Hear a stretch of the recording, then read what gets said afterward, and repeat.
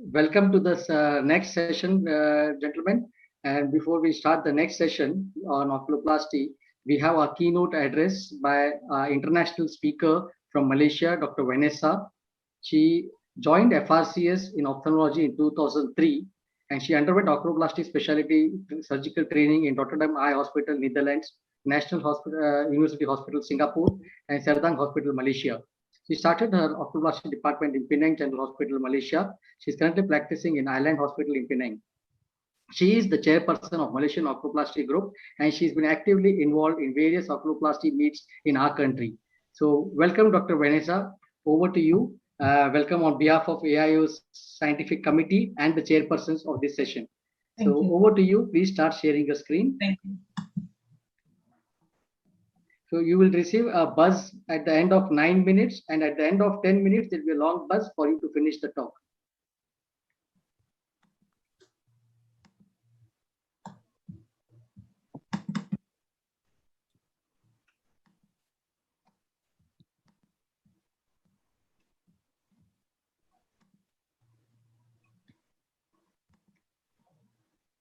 Just give me a minute here. Yeah.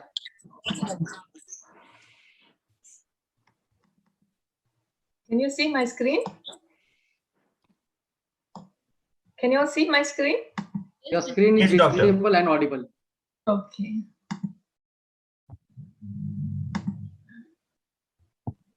So I would like to thank the organizers. Can you all hear me? Yeah, I can hear you. Yeah, I'd like to thank the organizers for organizing this amazing webinar. And it's great to be a part of this learning mission. Today, I'll be talking on posterior approach ptosis correction, a versatile technique. So as we know, ptosis is a common problem in Bollywood and in Hollywood. And the first method employed to shorten the levator was actually posterior approach, and it was invented as early as in 1923. It was further addressed by Augustin and Burke in 1942. So in 1961, Pastorella Servat described resection of the molars, the levator, and the tarsus. In 1975, Putoman and Uris described excision of the conjunctiva and the molars muscle. Mr. Wolf modified it to describe the white line advancement of levator, which I will be talking on during this talk. This is a picture of posterior approach ptosis correction using the molars resection method, wherein the Putoman clamp is used to resect the molars and conjunctiva. So what is the technique of posterior approach white line levator advancement? The white line, which is the posterior surface of the levator, is advanced via transconjunctival approach without resection of the molars and the conjunctiva. So this is quite a direct approach to the levator aponeurosis rather than the anterior, which is kind of quite a far way behind. So this is a picture description of the white line. Once an incision is made in the conjunctiva superior to the tarsal plate, and dissection is performed, we can see this is the white line, which is the posterior surface of the levator. So what are the indications of our posterior surface levator advancement? Generally, they are done in patients with moderate to good levator function, irrespective of response to phenylephrine test. Generally, if the levator function is more than 8 millimeters, I do a posterior approach. But however, it's good to do a phenylephrine test, because when we put the phenylephrine drop in the ptotic eye, we can see when the ptotic eye opens whether there's a contralateral ptosis which develops. And if it does develop, I can warn the patient that the contralateral eyelid might come down 1 or 2 millimeters after the surgery. It also, if it's positive, if there's a positive phenylephrine test, normally the response to the ptosis correction is to the posterior approach is very good. I also do posterior approach ptosis correction in revision cases, patients with risk of keloid and scarring because no skin incision is involved, and patients under general anesthesia, as the white line is very easily identified under general anesthesia. While doing the anterior approach under general anesthesia, I find it rather difficult to exactly titrate how much of levator to advance or resect, and generally when we follow fixed readings, I don't get a very predictable outcome under my hands. So a few indications. This is a child congenital ptosis with a ptosis, and this is her after surgery. This is another child with congenital ptosis. His levator function was 8 millimeters, and this is him after surgery. This lady had a contact lens induced mild ptosis over the right eye, and this is her after surgery. So posterior approach is quite a good approach in cosmetic ptosis when they just want a 1 to 2 millimeter lift to make the eyes look more alert, or when there's a mild asymmetry between the two eyes. Very good for cosmetic cases, this approach. This is other lady with ptosis in this eye, and this is her after ptosis correction. She did not want a skin incision. It also gives a good lid crease in East Asians, so it's quite popular among East Asian patients. This is a lady who was prone to keloid and scarring with ptosis in one eye, and this is her after posterior approach ptosis correction.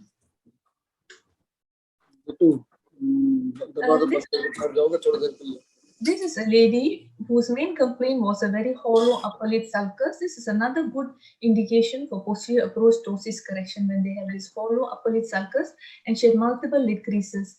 I mean, filler could be one of the choices, but when I saw she had a little bit of ptosis, and when we do a posterior approach levator advancement, the preseptal fat is also brought forward anteriorly, and this corrects a hollow upper lid sulcus that some patients tend to have, and they're quite bothered by it.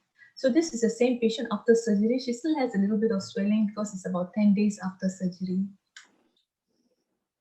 This is a patient who had droopy eyelids. So when a patient has droopy eyelids upon assessment, I realized she has dermatochalasis and she also has ptosis. So this is the patient after posterior approach ptosis correction and blepharoplasty for her dermatochalasis.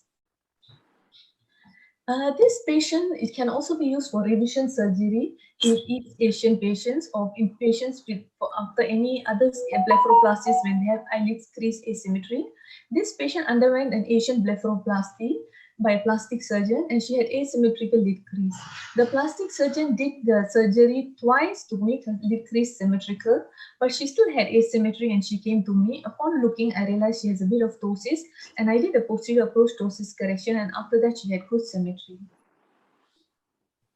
This is one of my own patients. She had bilateral dermatochalasis and bilateral ptosis.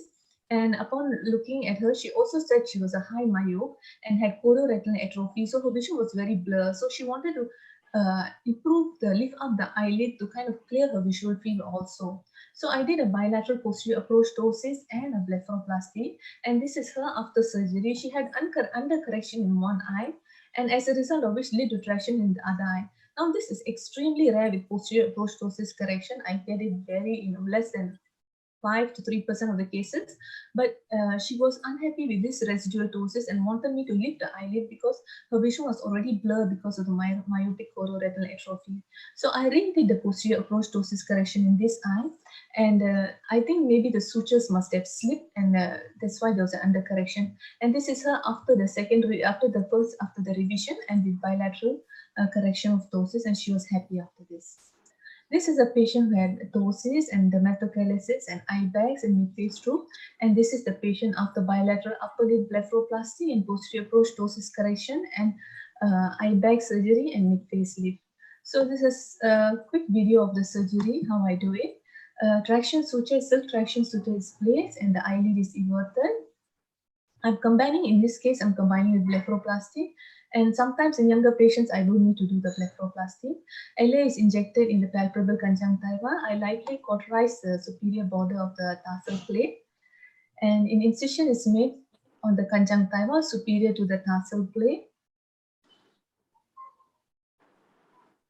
And after some hemostasis, dissection is carried out posteriorly until the white line is identified.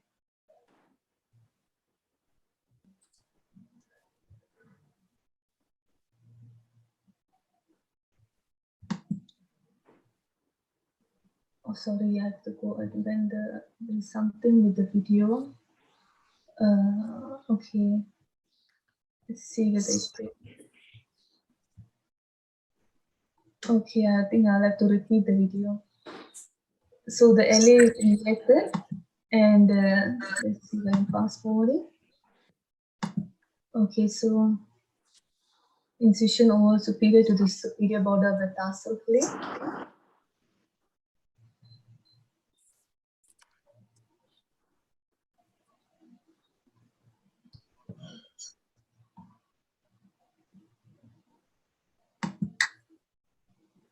So this is the dissection until we identify the white line. So you can see the white line that is being seen here. This is the white line. So I need to advance this. I place 250 double arm vicarial sutures, which is passed through the inferior border of the tarsus and superior border of the tarsus and up through the blepharoplasty wound. Now, in some cases, if you're not doing blepharoplasty, which is quite often in younger patients, the sutures come out through the skin and they're tied over the skin, and they will eventually dissolve on their own as time goes by. So I place 250 double arm vicarial sutures, and sometimes if you're using a single arm suture, then you can go from out to inwards. It can also be done. Now the eyelid contour is checked, and once the eyelid contour is checked, the sutures are tied and the blepharoplasty wound is closed.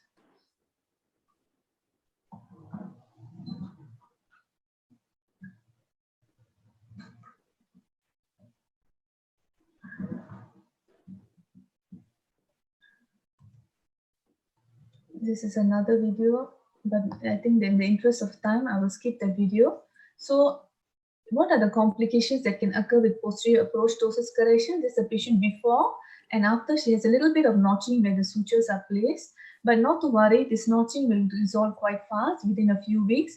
And if you have if in case you've not done a blepharoplasty and the knots are outside, you can just cut the knots after 2 weeks and the notching will resolve. Sometimes as the vicarial sutures are dissolving, if you've not done the blepharoplasty and the vicarial sutures are over the skin, as they are dissolving, they can give rise to this granulomatous reaction. And but this one is also not to worry, it will resolve within a few weeks. Sometimes patients are scared, they think that they're going to get a keloid. You just have to reassure them and they do well generally. Sometimes the raw conjunctiva can rub over the cornea and can cause cornea abrasion. In this case, I just put a contact lens and take it out in a few days, and it also resolves quite well. Now, patients who have had trabeculectomy blephs, I generally don't do posterior approach in these kind of patients. And in my hands, this posterior approach white line doesn't work well in patients with poor levator function. So the success rate is more than 90% in achieving predictable post-operative height and symmetry, and it gives a good normal looking contour. So in summary, white line posterior approach ptosis correction is a scarless ptosis correction in which no skin incision is required, especially if you're not doing a blepharoplasty. It gives a good lid crease, especially in East Asians where they need to have a good lid crease. It's a versatile approach in all age groups for a multitude of etiologies. It avoids the need to resect tissues such as conjunctiva, tarsus, and bullous. It can easily be combined with blepharoplasty and aesthetic eyelid surgery. It gives good symmetry, and the procedure itself is very fast. It takes 10 to 15 minutes. It's technically very simple and it's easy to learn even for ophthalmologists, and it has become my preferred approach. So I always tell all my patients, nobody is perfect. There's beauty in asymmetry, and when we tell them this beforehand, they tend to be more accepting and less complaining after surgery. Thank you, Dr. Vanessa, and such a beautiful talk. So over to you, Dr. Savri Desai, to take over the session. Thank you. Thank you. Thank you. Thank you, Amit. And thank you, Vanessa. It was a pleasure to have you in our session, and in keeping with the review, rework, and revise. I think this was an excellent and an amazing number of patients who've done such beautiful eyelid crease and symmetry. I'm always intrigued by this approach because I personally don't do it much, but I'm always tempted to try it. And I think you've almost convinced me today. So I'm just going to quickly share screen because we're going to go ahead. So today's, this is the program. Dr. Vanessa has already spoken. We'll be basically, it's video based, and we'll be basically speaking on different surgeries, which sometimes you need either need to review and rework the approach or revise the surgery. We'll be starting with Dr. Anirvan. Anirvan, you're here?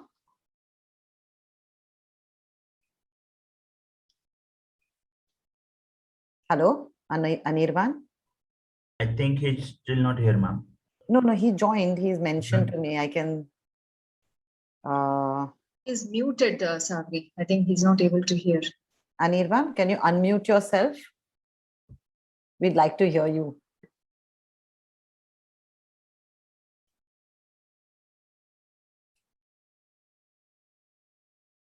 Anirvan?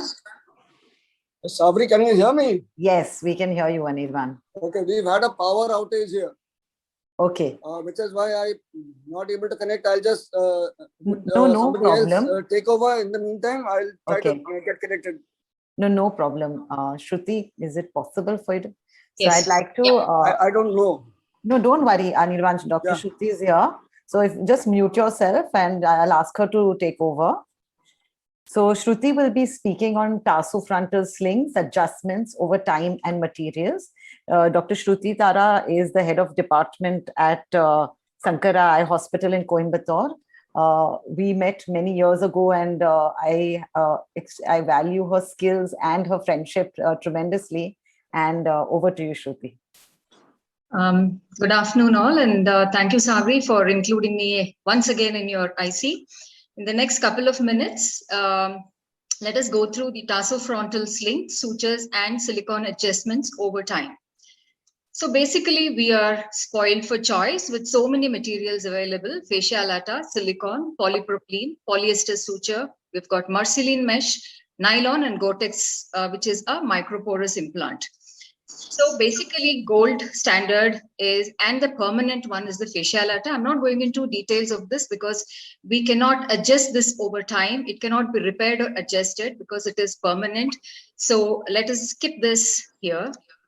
The polypropylene sutures are mainly used as a temporary suspension material to prevent amblyopia in children, where we are planning for a second surgery later on, probably with the fascia lata, a later stage. So advantages to this are its low risk of scarring. It can easily be removed. It does not interfere with the future use of autogenous fascia lata. The downside to this is sometimes it cheese wires. The monofilament nature impedes the tissue integration, causing slippage and recurrence. And sometimes there can be exposure and granuloma. So like in this patient that we have, you can see there is a granuloma. He was previously done with the polypropylene suture. You can see that it is exposed, and it's pretty easy to remove it. All you have to do is just pull it and cut it. It doesn't integrate into the tissue, so it's easy to remove it. Nylon sutures are also used as a temporary measure. These materials have got same advantages and disadvantages as polypropylene, and it has a high recurrence rate of almost 69%. This was a study conducted by Benkei-Simon et al. In American Journal of Ophthalmology. And they predicted that the mean period of recurrence was 3 months in acute drop and 20 months in the gradual drop. Polyester is another material which many surgeons use again as a temporary measure. So it has got a polyfilament fibers which acts as a scaffold, and the fibrovascular ingrowth happens and reduces the risk of slippage. It's relatively long lasting, and there was a small case series study done with no comparative studies though, and they reported a recurrence rate of relatively very less, almost 0 to 12.5%. So this young girl had got her ptosis surgery done elsewhere with ethibond suture. So you can see the notching here, and you can see those marks of the suture track.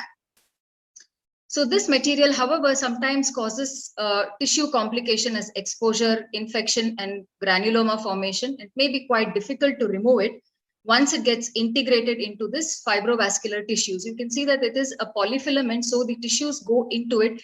Not only that, they also form a fibrous tract around incorporating the material. So like this girl that I mentioned to you, I had to kind of dissect it out. It was not easy to remove the entire track of the material. And so I could remove it in bits and pieces. Basically, I cut the connection of the pentagon, but she still had some residual lift. That is probably the fibrous tract which was holding the lid up. So again, in this gentleman, he also had a ptosis surgery done elsewhere in childhood, and also had a recurrent ptosis, but thus that was again the ethibond suture. I could not really go in and remove. The knot had almost slipped down, and I couldn't trace where the knot was. So I just cut the connection of the pentagon, and I could not remove it. I left the whole ethibond within the tissues and did a silicone sling. So bilateral silicone sling was done, and he did have a small undercorrection, and he wanted that to be repaired. This was the repair adjustment that I did. This was 6 months after his primary procedure. So it's easy to feel for the Watzke sleeve there. The silicone sleeve, you can actually feel for it, and dissection is made over it. And with some amount of blunt dissection, you can feel for the sleeve, and it comes out pretty easily, although there could be some amount of small fibrous tract around it, which can be dissected and removed. And it slips through the fibrous knot, a fibrous tract which is already formed, so you can actually adjust it and see the lift on the table, and tucked in and sutured. So this was him after, this was pre-surgery. This was him after the bilateral silicone, primarily, done for the slippage, and for the repeat surgery. And this was repeated after, and just slight adjustment done. So although this silicone has got good elasticity, so the lid closure would be reasonably adequate. And this gentleman had poor bells, and they had used Ethibond suture, probably not a great material for Ethibond. So silicone would probably be a better option. So on the whole, silicone rod is easily available and adjustable, gets encased in the fibrous connective tissue and slides through it. It has an advantage as its elasticity and allows adequate lid closure, and can be considered in compromised Bell's phenomena. So this was yet another patient who had had a slippage over time. He had had in his childhood done, and this was another patient with a repeat surgery done. And this was, again, this kid had got a surgery done when he was 2 or 3 years old, and when I saw him, he was close to 6. And I couldn't use the same raw silicone. I removed the whole thing. It comes out pretty easily. You just have to pull it out, and made the same incision as the scar. And you can see that it is going in relatively easily without any resistance. It is as good as a virgin case. And I use the same entry and exit point without making any separate stab incision there, as the needle is pretty thick.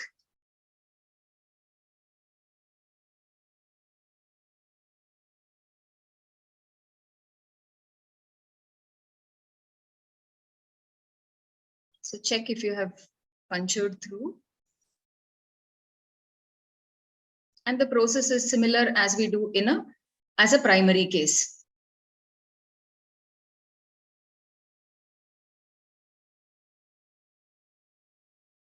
So there wouldn't be any difference.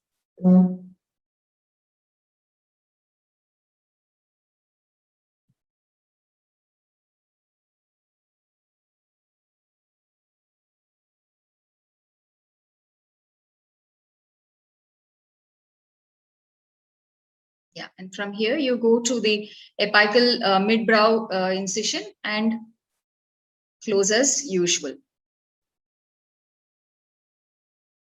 So this was him after his repeat surgery. So Alder and Duane, they also showed that the silicone rod sling reduces the usage of artificial tears and lubricating ointments in patients with CPEO. So probably it is a good alternative material, but over time it can recur.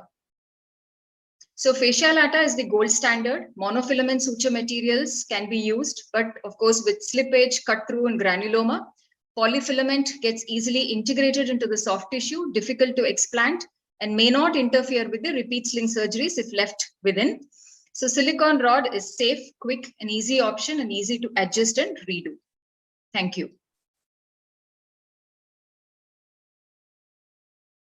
Thank you, Shruti. That was a really excellent talk.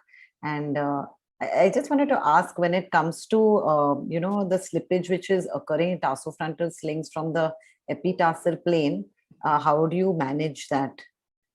Yeah, that I think you will have to redo the surgery, because you can't go in there and retuck it, or even if you try and adjust it from the apex, it tends to have, it wouldn't be in the pre-tarsal plate in the plane.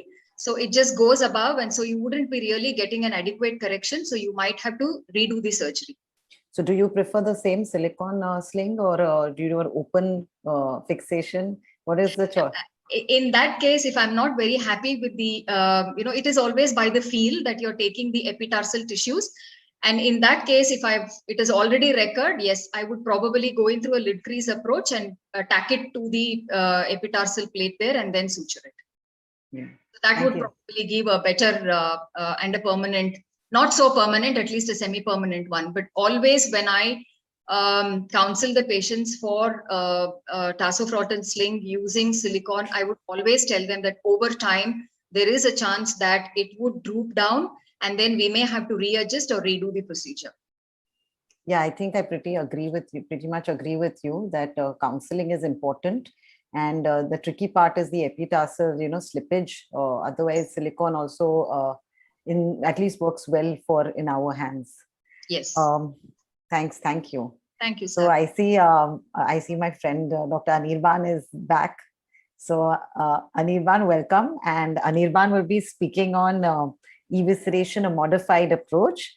Anirban is a consultant at Susrutai Foundation in Calcutta, and he's been kind of my teacher and taught me a lot during the initial years of fellowship, where I literally used to trail him and ask a lot of questions. And he's an excellent teacher, and he really, really knows how to ask why, and just doesn't take even the most common thing for granted. And I think that's something that we should not all lose. So welcome, Anirban, and over to you.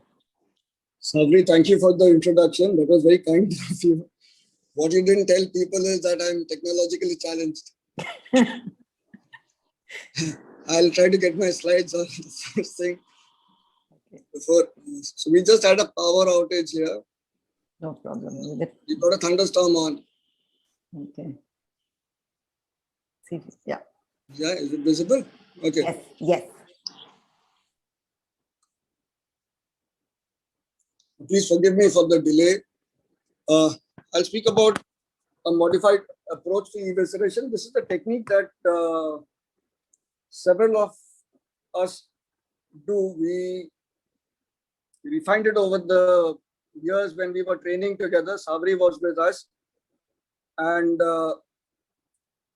this is the modified technique in terms of the published literature that we have. I'll quickly go into it. So when we talk about evisceration, basically we're talking about a destructive surgery where we remove the cornea and the intraocular structures while we preserve the sclera and the extraocular muscle attachments. This is a very old surgery which was described first in 1817. But what changed the game was when Mules came out with an implant, the glass implant. Well, things have moved on since then. So where would you do an evisceration? So basic purpose is to remove a diseased eye and provide comfort to the patient.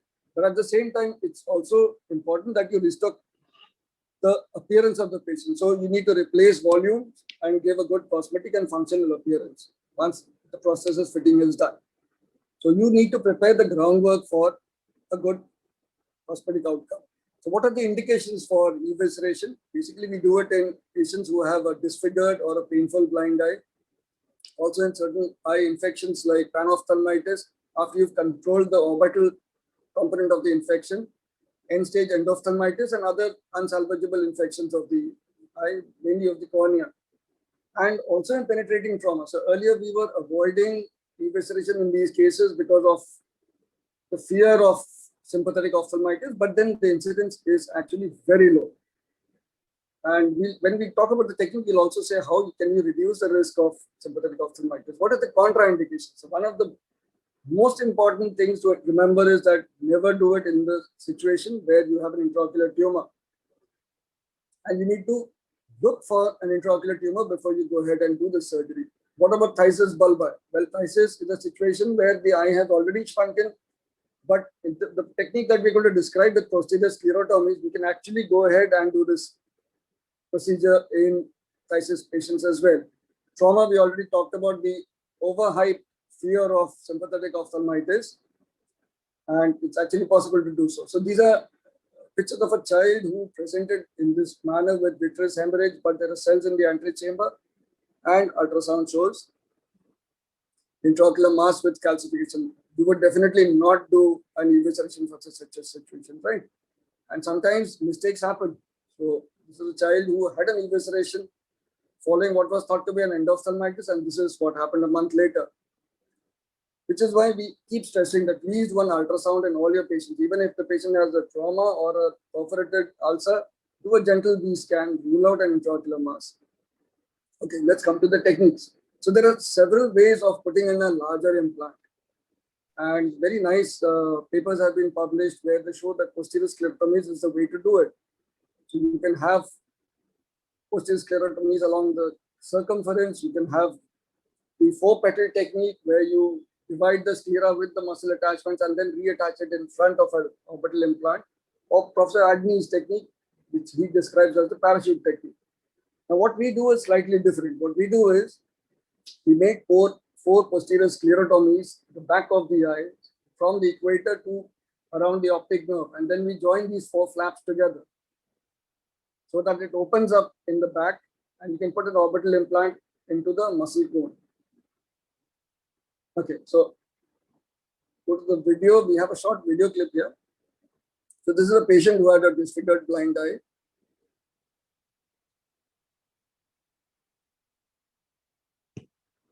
Like I said, I'm technologically challenged.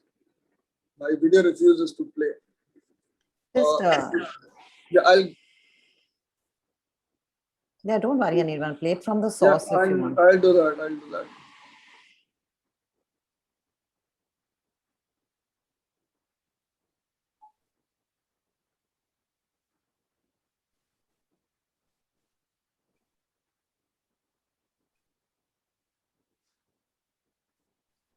This is all running fine. What, half an hour back? Yeah. Suddenly, And my don't- laptop decided to No crash. We worries. managed to recover, but Just let's see. try and play it from the. I'll do that. So let me just see if I Sure. can get it running. Yeah. Sorry for the glitches. No problem. No problem.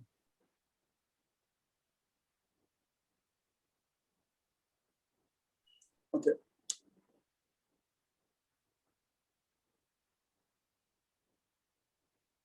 So as I was saying, basically what we're doing is opening up the orbit through the sclera by making these 4 flaps, and these flaps run between the rectus muscles. And then you go into the back of the sclera and you join these flaps around the optic nerve so that they open out.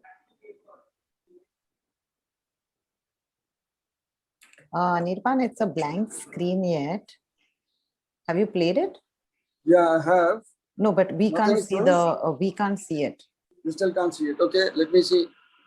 Where have I gone wrong?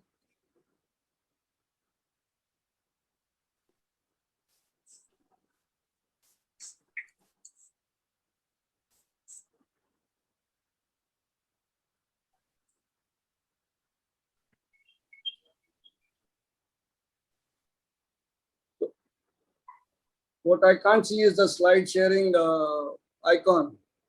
No, what must be happening is you have to see that your video slide presentation is on the same window. So stop the slide sharing and slide share it Yeah. with the window which the video is open on. What has happened is that my God, Just stop slide sharing. I am not able to get that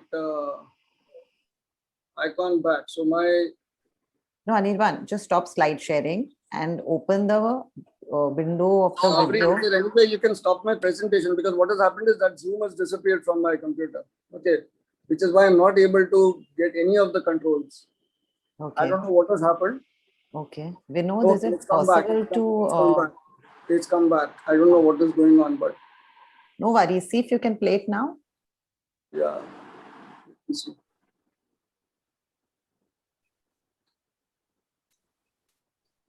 I'm looking into your time. I'm so sorry. No, don't worry. Is it don't visible worry. now? Yes, yes, Yeah, it's visible. Oh, yes. okay.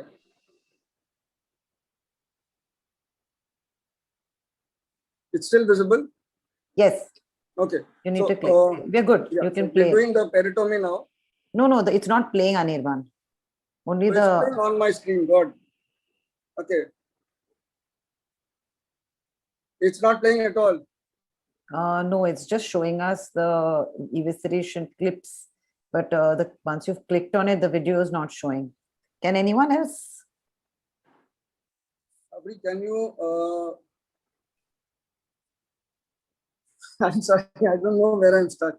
Can you go on with the next? Can you just come in, AV team? No, what has happened is that every time I do this, the Zoom disappears. Okay, the Zoom page is disappearing, and I'm not able to get any of the Probably we controls to can work take from the the help from the AV team. Yeah, I just requested Vinod, so I've got no response. Excuse. Sabri, I think it's best we carry on with the program. Okay, maybe we can come Because back I'm to your really eating up video. your time. If it works, yeah. Maybe at the end of Vinod, is your anyone there? I'm not getting a response from anyone either. Let me call. Yes, yes, yes. I'm just gonna call in. Hello. Yes, sir. Okay. Yeah, we've been trying to get Dr. Anirban to play his video. So if you can just contact him, till then we'll go to the next speaker. Also, Dr. Akshay is not being made a panelist.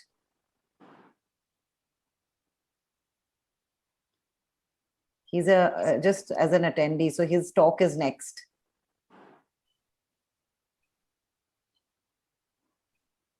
Hello, Vinod.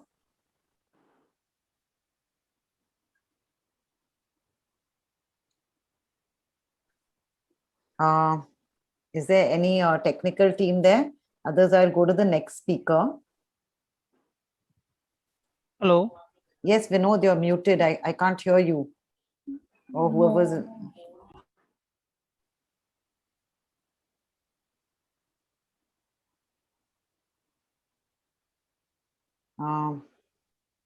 Not sure who to call actually for the. Yes, Dr. Sabri. Yeah, we've been trying to get in touch with someone. Dr. Anirban is having problems playing his video, and Dr. Akshay has not been made a panelist, so he needs to present next. So if you could do that ASAP, Sure. please. Because I've been messaging continuously for you all to do that. So if possible, I know there are multiple halls, but. Ma'am, Dr. Anirban has to log in from his end. So we'll take his video later. Yes. But if you can take Dr. Akshay as a. Yes. Dalchan ji, Dr. Akshay को as a panelist लीजिए, please.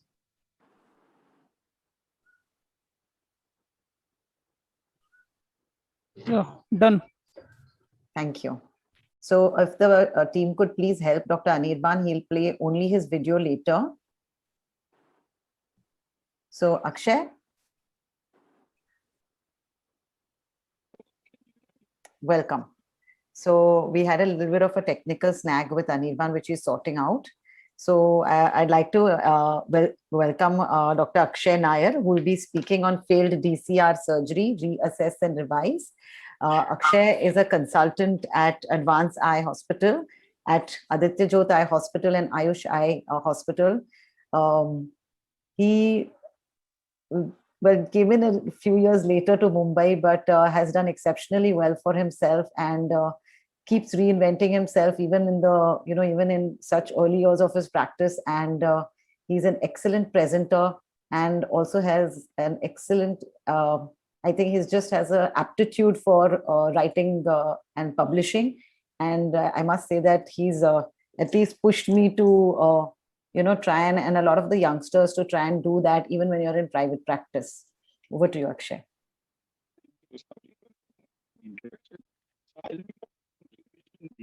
Akshay, not clear.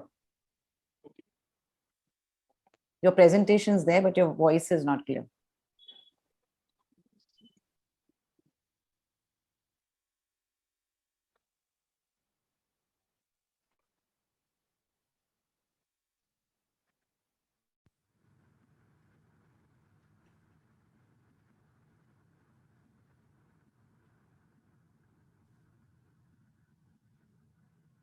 You okay? Yeah, I'm just okay. Yeah, we can hear you now. Okay, if you can hear me, then I'm gonna keep this audio like this only. So basically, revision DCR, assessment and surgery. DCR, external DCR is the gold standard, or DCR rather is the gold standard for nasolacrimal duct obstruction, and external DCR is literally the bread and butter for most of the oculoplastic surgeons. it by far is one of the most commonest surgeries. So this is an epidemiologic study of oculoplastic surgeries done at a single center for 15 years, and 23% of all surgeries were primarily dichrocyst or rhinostomy. So, when 1/4 of all the surgeries that you do is going to be DCRs, even if you have a 95% success rate, over a period of years, you're going to end up seeing your own failed surgeries come back to you. And if someone says that they don't have a single DCR failed, then they probably are not doing enough DCRs. The reported success rate in literature is between 70 to 95%. And a lot of these cases include functional epiphora, which is a recent evolving concept. Obviously, in the early days, there's going to be more failures because there's a learning curve involved in DCRs. The first step is to understand why is a DCR failing. And this is done by assessing it endoscopically. And this was a paper by Lin and colleagues where they saw that the most common single cause was cicatricial lacrimal ostium scarring, followed by intranasal adhesions, inadequate bone removal, and some syndrome. And in majority of the cases, almost 75% of the cases of external DCR, there was more than one cause attributable to the failure. Tarjini and her team from LVPI published a similar paper. Again, ostial cicatricial closure was seen in 50% of external DCRs and 55% of endoscopic failed DCRs.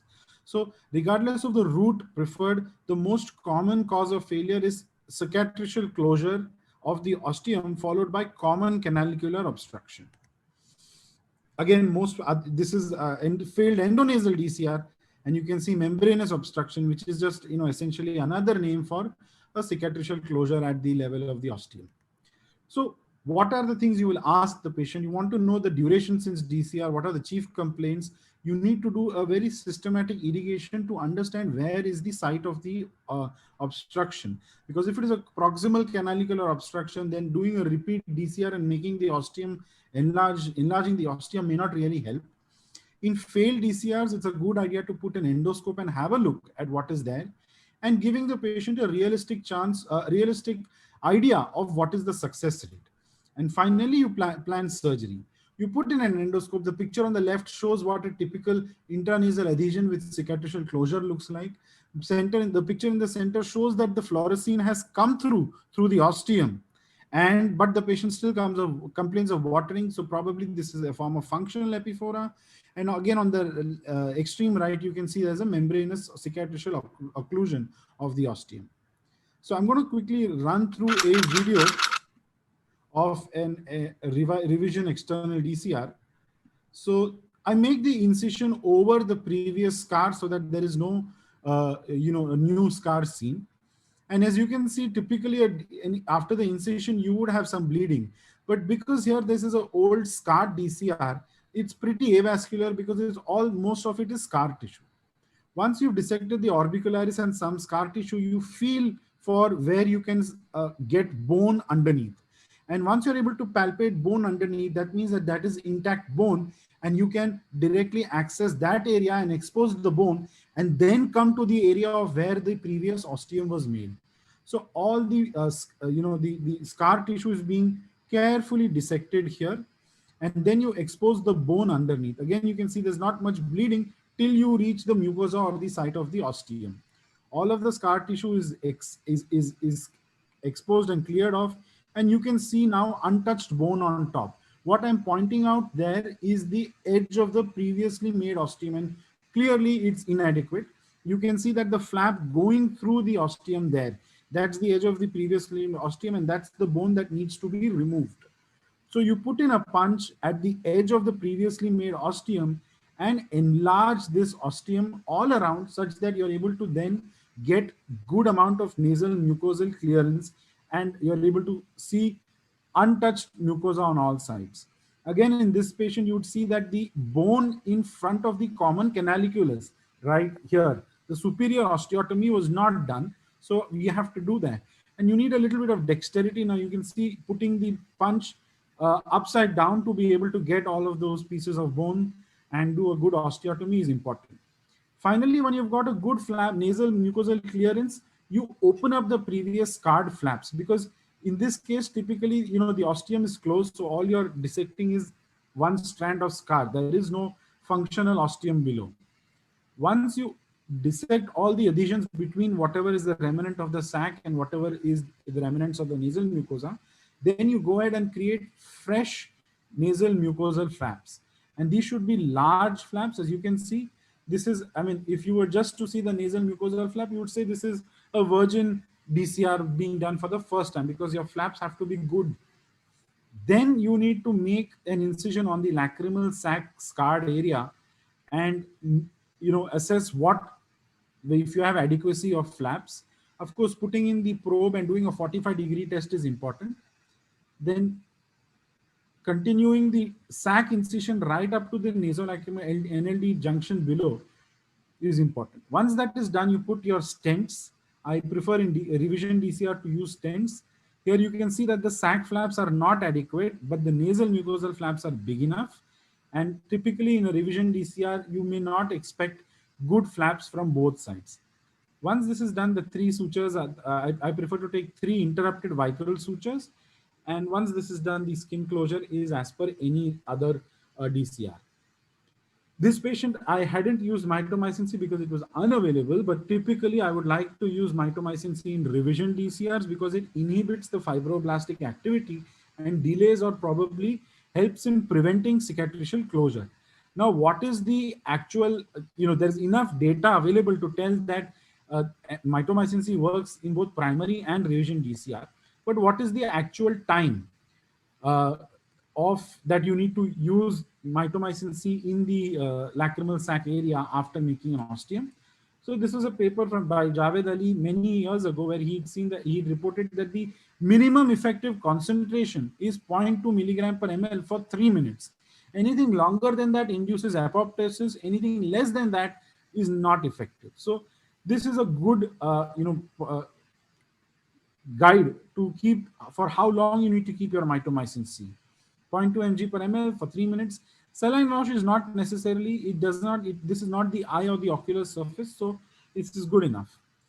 Circumostial MMC, where you endoscopically, if you're doing it, once you make a revision flap, you can inject mitomycin C into the area of the nasal mucosa or the lacrimal sac mucosa once you make the flaps.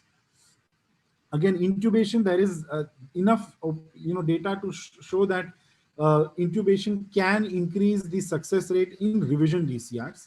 Because there's a new concept of selective intubation. You don't need to intubate in all cases, which is why previous acute dacryocystitis, poor flaps, revision surgery, excessive bleeding, and cases where you suspect inflammatory disease are possibly indications of using a stent.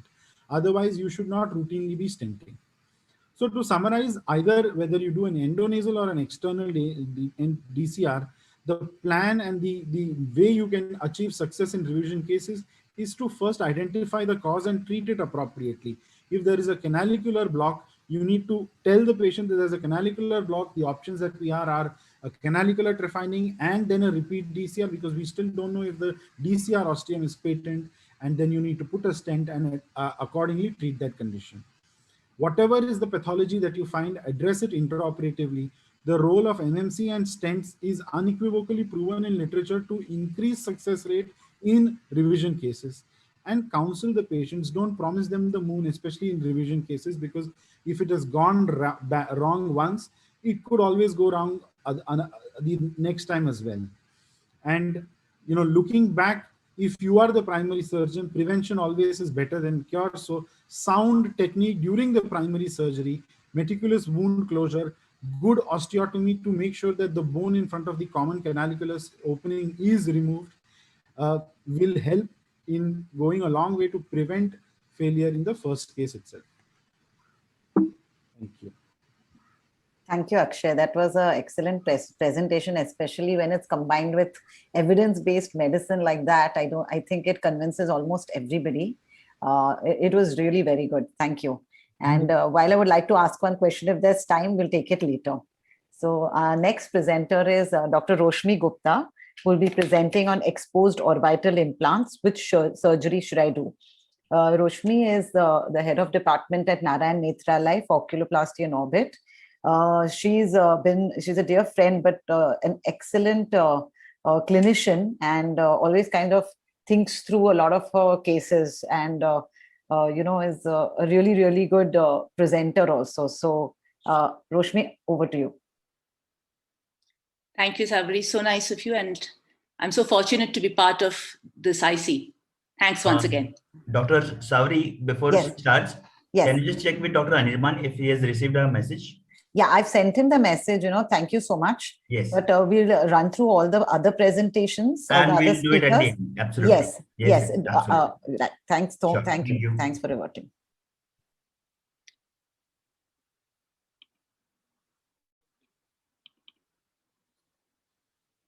Okay. Is the screen visible? Yes, Roshni. Right.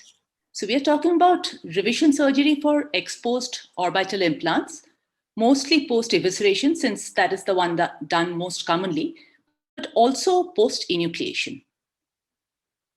Literally, exposure of orbital implants results from the loss of integrity of anterior orbital tissues. The implant may remain in place, held together by fibrovascular ingrowth, or it might extrude out completely. The mean timing of an orbital implant exposure is around 20 months, but the range is 1 to 60 months. So it could be very early post-op or quite late. Almost 50% of the patients have symptoms. There's pain, discharge, or bleeding from the socket.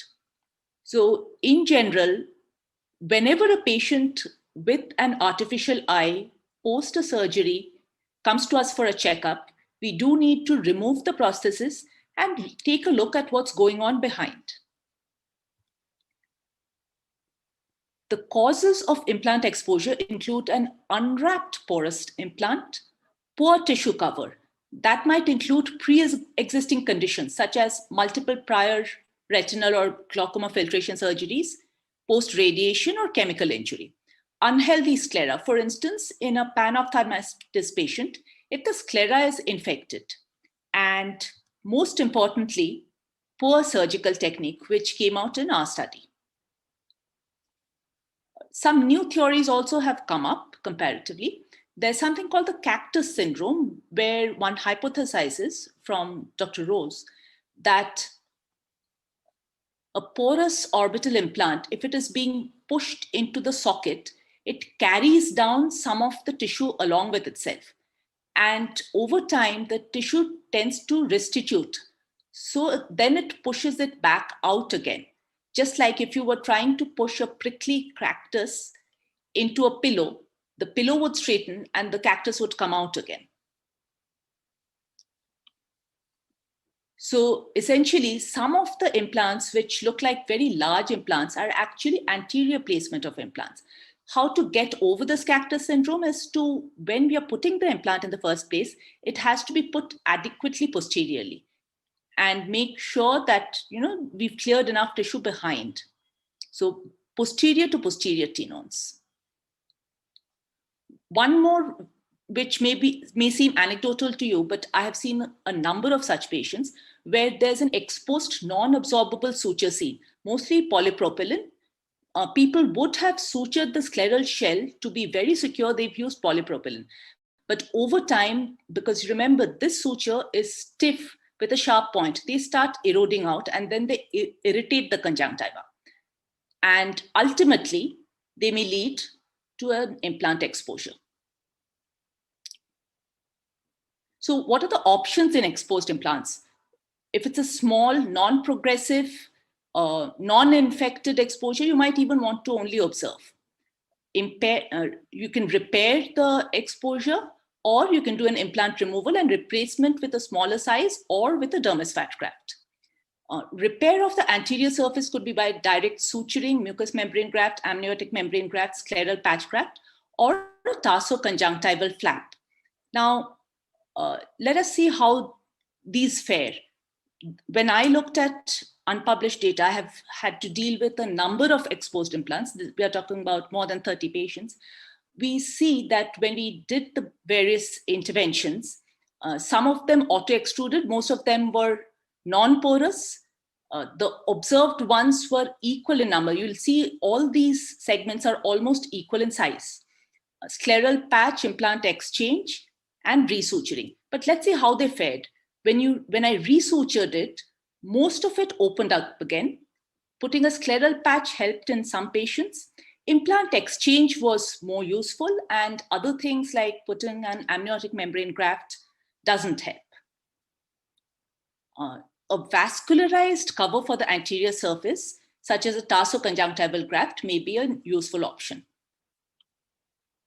So a PMMA implant or a non-porous implant, once it opens up, within a matter of days, the whole thing might pop out and extrude. The problem with a porous implant is not only does it remain exposed, but it gets infected. And once the infection gets into the pores, it's practically impossible to eliminate it. So this is an example of a clean exposed porous implant where I'm trying to retain. So we checked how much the gap was, and we are drilling down the surface till we find actually vascularized porous implant. But you'll see there's some amount of scarring of the conjunctiva, and it wasn't closing adequately. After some more drilling, we could close it adequately. And as per the measurement, we also cut out a scleral flap, put it in the gap, and tucked it into the edges beneath the conjunctiva and tenons. And then we suture the tenons and conjunctiva separately. So now we have the porous implant with up to the vascularization and a scleral shell to protect the rough surface, and tenons and conjunctiva to provide vascularization. This is a non-porous, a silicone implant. You'll see you barely have to open it. It pops out straight away. But take a good look at what is left behind.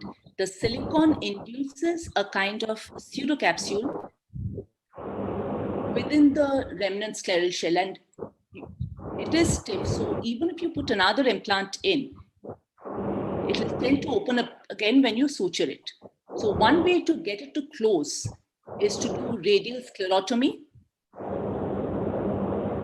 and then you suture it up. So in this case, the patient didn't want another implant. He just wanted the conjunctiva closed and healed.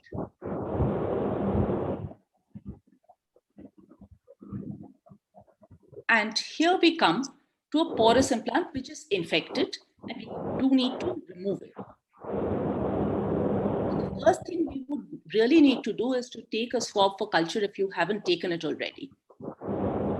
All kinds of weird organisms can grow. Open up the edges, you'll find it's quite adherent. And the problem you will notice here is that you're not getting any purchase on the implant. The implant and the entire tissues move, and you have nothing to hold on to. If you try to hold onto the conjunctival edge with too much force, it's going to tear, and you don't want that. So we are trying a bit of spreading dissection with scissors, partly with periosteum elevator.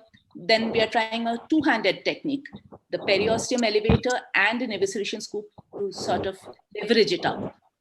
Ultimately, we got purchase on some of the old remnant scleral shell, which has vascularized in, and then it needs to be a sharp dissection.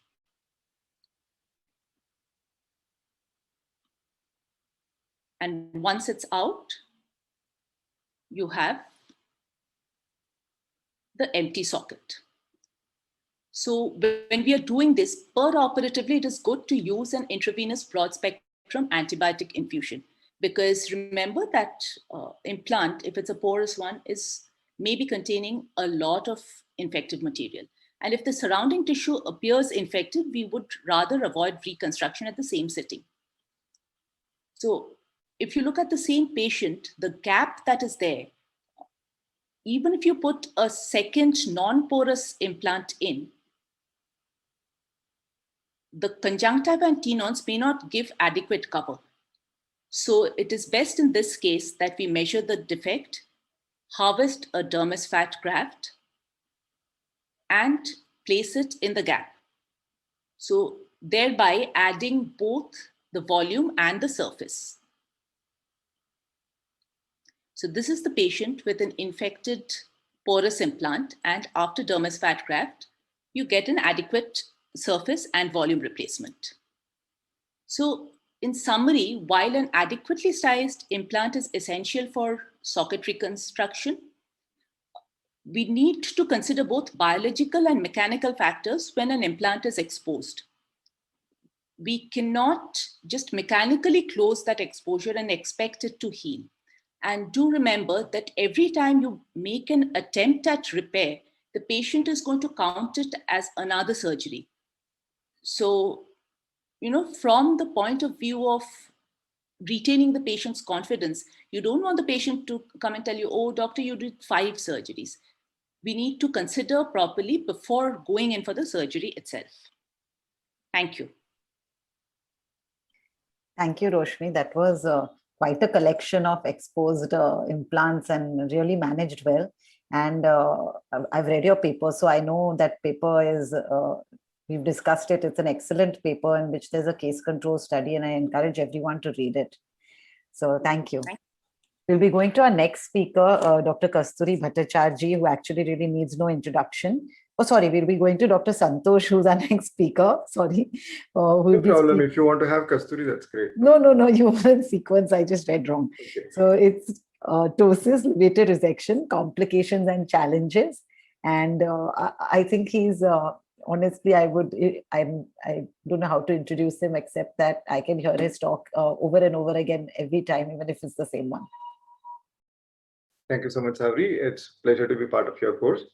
I would be talking about some of the complications of levator surgery. It's known that surgery is a lot like life, unpredictable, and there are, of course, compounding factors, wrong diagnosis, improper patient selection, inappropriate selection of surgery, and unrealistic expectations on part of the patient. It could be dissatisfaction of the patient over the outcome, which could be real, or it could just be perceived on part of the patient. Some patients really have very high expectations, which we may not be able to meet. So prevention would be in terms of meticulous preoperative evaluation. Like in this child, recognizing that the right eye lid retraction was in fact because of herrings, and making sure that he got his symmetry when we corrected his left lid was important. If we had missed the herrings, then possibly we would have aimed at overcorrection of the left eye, and then the right eye would have lifted. And also recognizing that there is myasthenia in a unilateral situation, like this patient who is unilateral ptosis, looks like aponeurotic ptosis with a high lid crease, etc. But when you do the eyes test, she is positive. So unilateral cases with high lid crease can often be misdiagnosed as aponeurotic ptosis, and unless you identify it properly, you might miss out on that. Then in a bilateral ptosis situation, you have to treat each eye individually. You cannot do the same surgery if it is bilateral asymmetrical. And in this patient, right eye needed just a levator aponeurosis plication, whereas the left eye needed actually levator resection. So that could give us a symmetry. And in patients who have poor Bell's phenomena, we plan undercorrection. So it is important to discuss expectations versus the outcome of the patient, and also kind of already inform about possible complications such as undercorrection, which may need adjustment in the postoperative period, and overcorrection. And in patients who, for postoperative care is important. In this patient lost a frost and did not come back for a week, and you obviously have a corneal exposure here. Some of the complications may not be seen, such as hemorrhage, infection, and problem with wound healing are not very common. Let's go to corneal exposure. Most important cause for corneal exposure, of course, is lag of thalamus.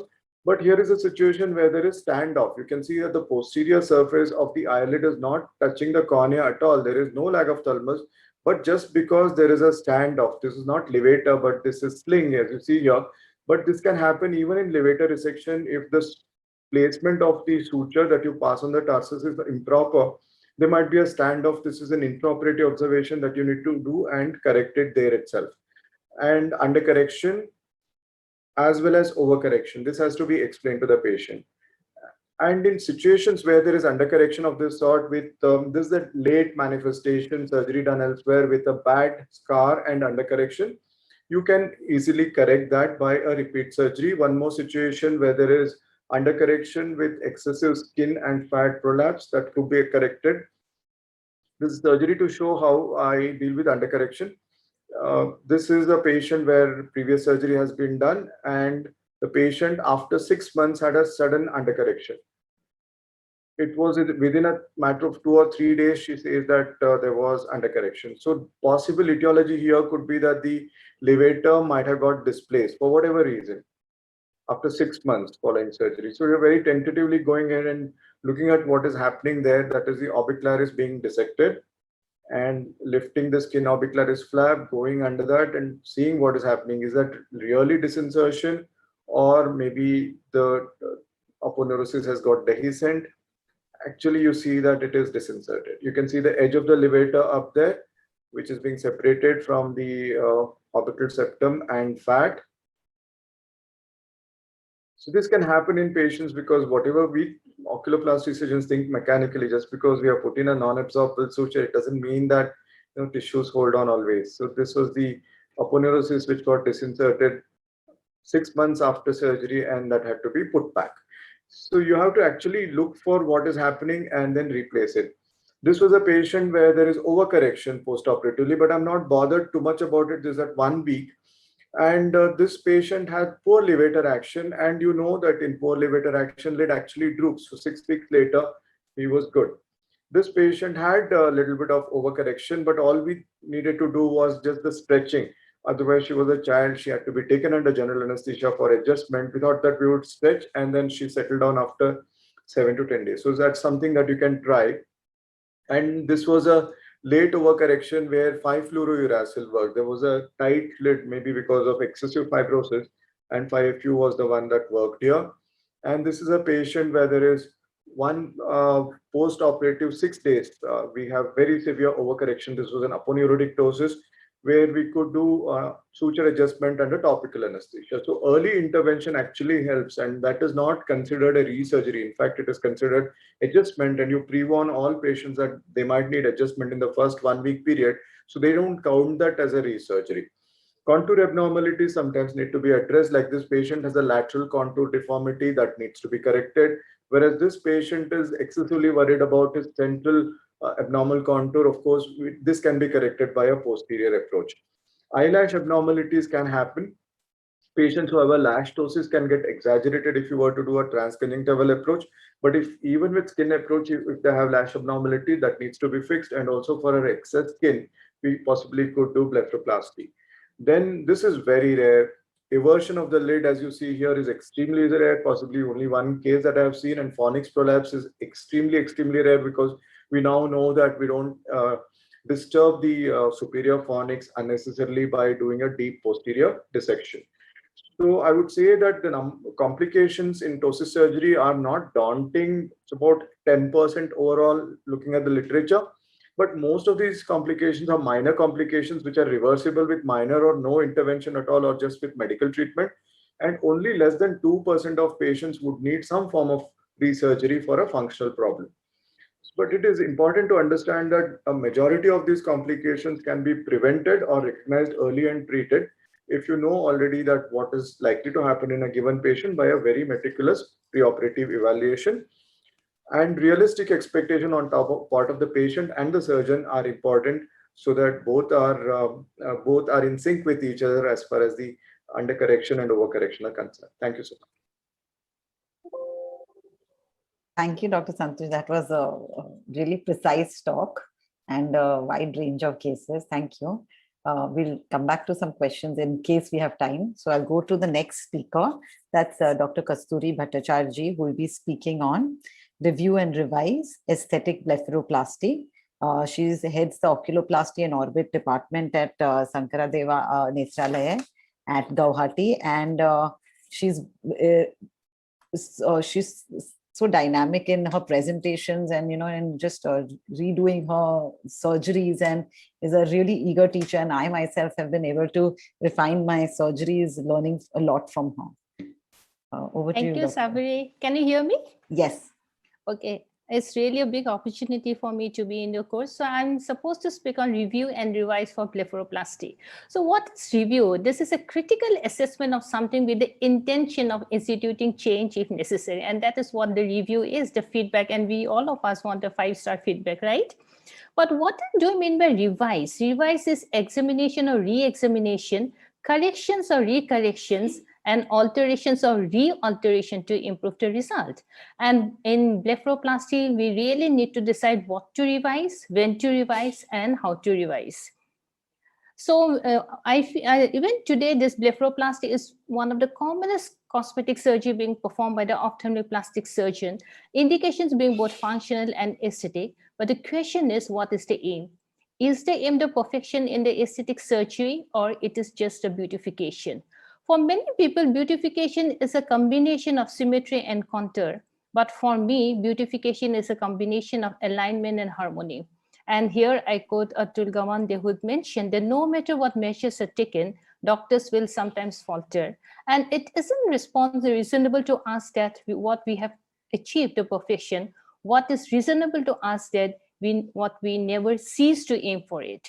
So if you look to this lady here, I feel all beautiful lady has some amount of asymmetry. So if I draw a line to the center of the face, you see there's minor asymmetry in most part of the face in terms of the hairline, in terms of the eyebrow, in terms of the tear trap, in terms of the cupid bow, in terms of the malar mount. So if I do a right double, that is how she looks. And if I do a left double, that is how she looks.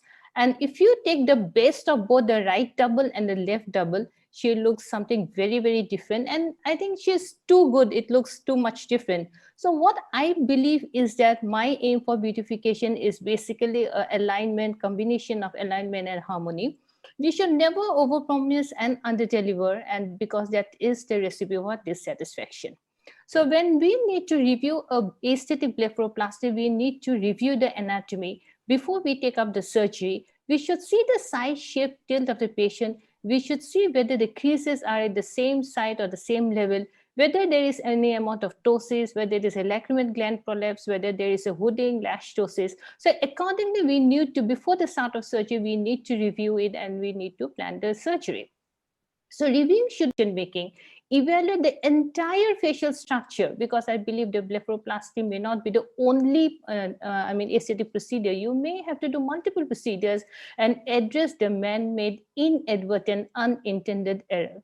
However, if there's minor asymmetry and imperfection, we should not chase. So let me show this lady. This lady came to me for upper lid blepharoplasty. Like, she's a very known figure in artist. She could have gone anywhere, and she had come to me for the surgery, and I had done the surgery, and this is how she looks after 1 month. To my utter surprise, I had done the best for her. Like, I have measured the same amount of lid height, everything, but you can see so much of disparity between the lid height.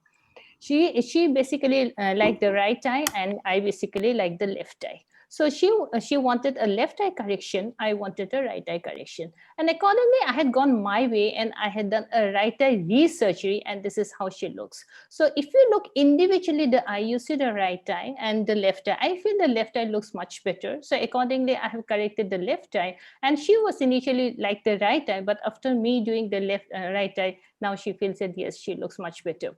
There's another patient who came to me for the medial zentilesma along with the blepharoplasty, and I had done, and this is, you can see the scar following a blepharoplasty with an excision of medial zentilesma, which I had to treat with 5-FU. This is also sometimes a zentilesma, but all zentilesmas are not bad. Like a 360-degree zentilesma like this can be managed even without a keloid as compared to the previous patient. This is another lady. You can see she has gone for extended blepharoplasty, and within 1 week, you could see that hooding was not corrected, and she was very dissatisfied because of this. So I had taken her, I had believed her, I had listened to her, and I had taken her up for the surgery. And this is after the second surgery, 1 week after the first surgery that was done. And this is how she looks after the second surgery. So this is when she came after the first surgery, that is a week after the first surgery, and this is after correction, immediately 1 week, and you could give a very nice look, very nice correction of the hooding.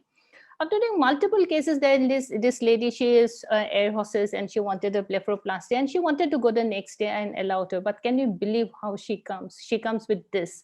And this is nothing but a proline reaction. I have never seen a proline reaction like happening like this. And then I had to give her oral steroids and local steroids. And ultimately, I could manage her. And this is how she looks after 2 weeks of oral and the topical steroids. This is another case. She came to me for blepharoplasty, and very nicely I had done, but I have not noticed that she had minimal right eye ptosis. And on the table, when I was assessing here, you can see the right eye ptosis was still there. So again, on the table, I had revised my surgery. I had again done application, like Dr. Mukesh was asking me what we'll do on the table. I usually on the table, the application is the choice to correct the ptosis. And this is how ultimately she looks after 2 to 3 weeks. This is pre and the post on the table revision surgery. Another patient, you can see she came for the lateral hooding, and that is what the brazier suture we do along with the upper lip blepharoplasty. The brazier suture has been done. And after doing the brazier suture, like she was not happy at all. And because she looks totally different in the initial first week post-op, and this is how she looks. But I have seen so many patients. I did not tell her anything. I just asked her to wait, but she wanted that I need to do some revision. But I told better I need to wait. And this is ultimately how she looks after 2 months following the surgery. So this is a patient where she wanted a revision. I had just decided to wait and watch. Lower lid blepharoplasty, as I have already mentioned, the lower lid blepharoplasty, after doing a fantastic surgery, also sometimes you come see a patient like this with so much, when they animate with so much of periocular hollowing. So how do you revise? The revise is basically by you do a dermal filler, especially with a cannula, because it really helps a very good integration in the tissue. And this is how they look. Even if they animate, you can see they do not have the hollowing. So even after doing a lower lid blepharoplasty with all the fat excision, you can also end up with periocular hollowing. Another patient like this, where I have excised all the fat and see the postoperative hollowing and also the pigmentation that is being seen here. And then I had to do the same procedure. I had done a filler for her, the full face filler, initially targeting the tear trough region, then also going for the mid face region, the whole face. I had done the filler, and once it was being done, you can see how she looks like much improvement. So this is sometimes even for lower lip blepharoplasty, especially when you go for fat excision, you need to revise many of the situation. And this is finally how she looks following all the procedures.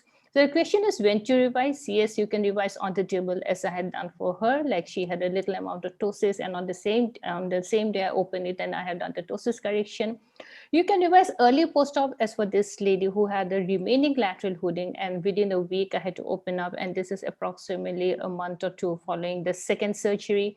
Or you can revise very late post-op, as in this patient with a lower lip blepharoplasty who comes with real, like after 2-3 years, he comes with a very big periorbital hollowing, or you may only wait and watch. So these are the options when we need to revise, like in this patient. So when we consider for revision, I believe the anesthesia should be minimal.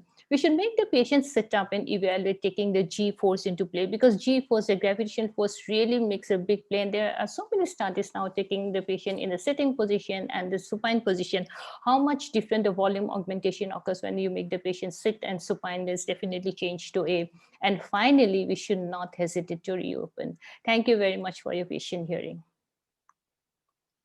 Thank you, Dr. Kasturi. That, it's blepharoplasty. There are a lot of people who are doing it, but I think that the revision that comes back, or the patients are usually so fussy, and then the requirements that we have, this was an extremely wide range of cases, and the proline reaction was definitely something that we all can keep in mind. So it's quite rare, I agree. Thank you so much. Thank you, Sabri. We'll be going to Dr. Anirban, who will just play his video. Dr. Anirban? Yes, Sabri, I'll give it a try. Yes.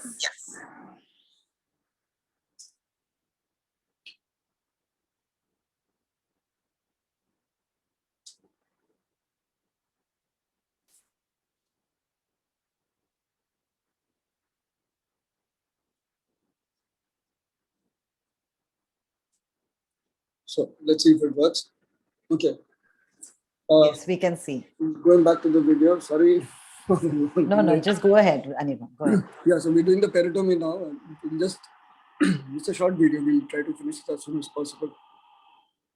So this was a patient with a disfigured blind eye with some amount of shrinkage. You make a stab incision at the limbus, and you do a complete excision of the cornea. If you have scleral involvement with the fungal ulcer, for example, you would do a wider excision.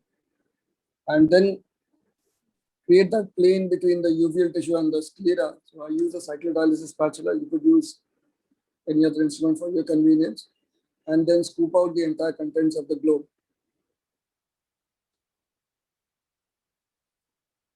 Leaving a clear scleral cup. Now, one of the things that we do is scrub the inner surface of the scleral cup with absolute alcohol. It loosens up the uveal remnants as well as changes the antigenicity of the uveal tissue and strip off any uveal tissue that you might have left very meticulously.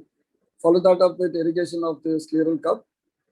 2 anterior sclerotomies. You can either do them on the 2 lateral sides or at inferior and superior, basically to create the entrance for your implant.